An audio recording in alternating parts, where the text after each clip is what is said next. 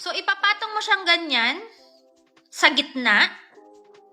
Tapos, i-check mo kung gaano kahaba yung kailangan mong putulin. So, for example, ayan, diniretso ko siya sa gitna. Tapos, make sure na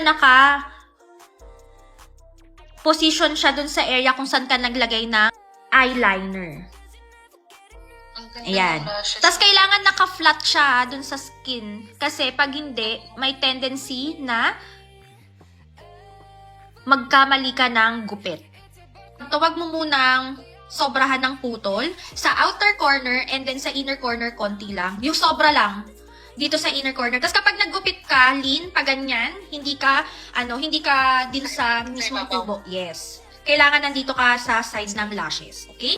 Tapos, i-massage mo lang ng konti yung band mo para susunod siya sa curve ng mata. Pakita ko muna kung paano natin siya ikakabit. So, yung salamin mo, nasa ilalim ng baba. Tapos, dapat nakataas ang kilikili. Tapos, ang stroke or ang way kung paano mo siya ikakabit, dapat nakaganyan. Kunyari, ito yung lashes, dapat nakaganyan siya. Okay? So, ipit mo ng mabuti sa gitna. Tapos, ididiretso mo siya. So, yung salamin, tingin sa baba or dito sa may salamin mo, sa baba. Tapos, ididiretso mo siya sa gitna. And then, release. Kapag yung lashes or lash glue mo ay tacky, didikit siya diretso. So, kapag hindi siya dumikit, ibig sabihin, hindi pa ganun kataki yung glue mo. So, ngayon, a-adjust natin dito sa outer. Ayan. And then dito sa inner. Dapat kung saan nakadikit or saan ka naglagay kanina ng eyeliner, dun mo din siya ididikit. Malapit na malapit sa tinutubuan ng buhok. Paano malalaman pagka Try mo siya. Kasi dahil black yan, i-ganon mo siya. Diba yung lashes natin? Example.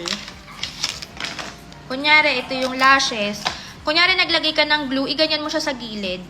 Iganyan mo siya. Kung medyo dumidikit na sa skin mo, tacky na siya. Pero kung basa pa siya, wag. Ayun. Uwi naman. O, sige. Try mo siya. So, diretso mo siya sa gitna. So, kailangan taas kilikili. Taas kilikili. Tapos, idiretso mo siya sa gitna. Yan. Pag dumikit siya sa gitna, release. Ay. Ayan. So, taas kilikili. Tapos, release mo lang siya pag nakadikit na siya sa gitna, Lipat. release. Pwede mo siya hawakan, Lin, tapos,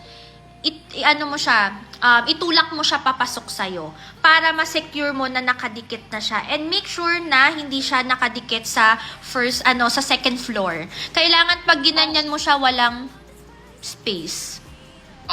Okay? Ayan.